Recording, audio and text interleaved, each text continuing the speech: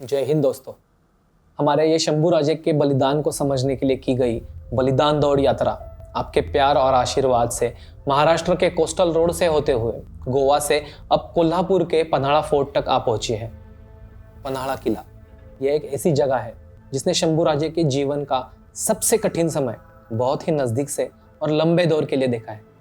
उनकी जिंदगी का एक बेहद ही अकेलेपन से भरा समय इसी किले पर गुजारा था। छत्रपति शिवाजी महाराज के दक्षिण दिग्विजय के दौरान शिवाजी महाराज के अनेक मंत्रियों ने शंभूराजे के खिलाफ साजिश रचना शुरू किया था। इसीलिए शिवाजी महाराज ने शंभूराजे को रायगढ़ पर छोड़कर जाना ठीक नहीं समझा। इसीलिए वो शंभूराजे को उनके ससुराल यानी श्रृंगारपुर में रखकर आगे दक्षिण दिग्विजय के लिए चले गए। शंभूराजे जैसे योद्धा को दक्षिण दिग्विजय पर ना ले जाना यह उनके लिए बड़ा ही दर्दनाक था, पर अपने पिता के आदेश का पालन करना यही उन्होंने ठीक समझा। परंतु इतना सैक्रिफाइस करने के बावजूद भी मंत्रियों ने उनके बारे में अफवाहें फैलाना जारी रखा। छत्रपति शिवाजी महाराज के मन में उनकी प्रतिमा मलिन करने की साजिश की। इसीलिए छत्रपति शिवाजी महाराज को कुछ दिनों के लिए शंभूराजे को रायगढ़ से दूर रखना ही सही लगा और उन्होंने दक्षिण दिग्विजय से वापस आने के बाद भी शंभूराजे को पन्हाड़ा में ही रहने की सलाह दी।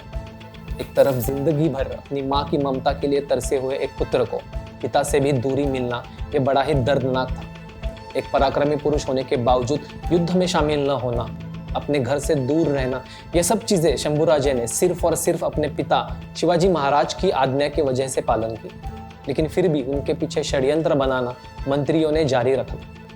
इसीलिए शिवाजी महाराज ने फिर आगे जाके शंभूराजे को इसी पन्हाड़ा किले पर मुलाकात दी।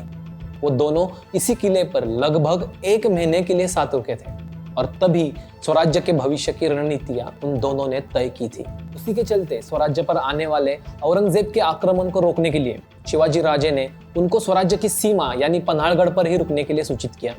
शंभूराजे लगभग 2.5 साल के लिए अपने घर रायगढ़ से दूर थे, इसीलिए उन्हें इस बात का बुरा लगा, पर अपने पिता की आज्ञा का पालन करते हुए उन्होंने पन्हाड़ा पर ही रहना उचित समझा।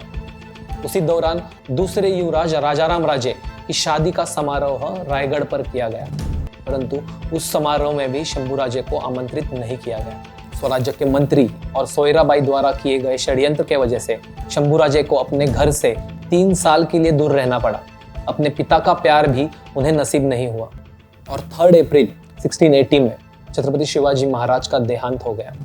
सबसे दुखद बात तो यह है कि शंभूराजे को इस खबर के बारे में कई दिनों तक पता ही नहीं था। उनके नसीब में अपने पिता की चिता को आग लगाना भी नहीं था। 3 साल बाद अपने घर और पिता से दूर रह के बहुत सारा दुख दर्द सहकर शंभूराजे अपने पिता का सपना पूर्ण करने के लिए रायगढ़ पर वापस आए थे। इतना होने के बाद भी उन्होंने उन सब मंत्रियों को और सोयराबाई को माफ कर दिया।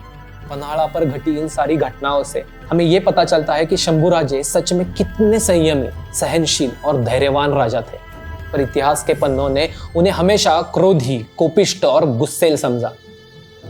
पन्हाड़ा किला आपको छत्रपति शंभू महाराज का ये असली रूप दिखाता है। उसी को समझते समझते हमने अपनी यात्रा श्रृंगारपुर की तरफ मोड़ ली। जय हिंद, जय भारत।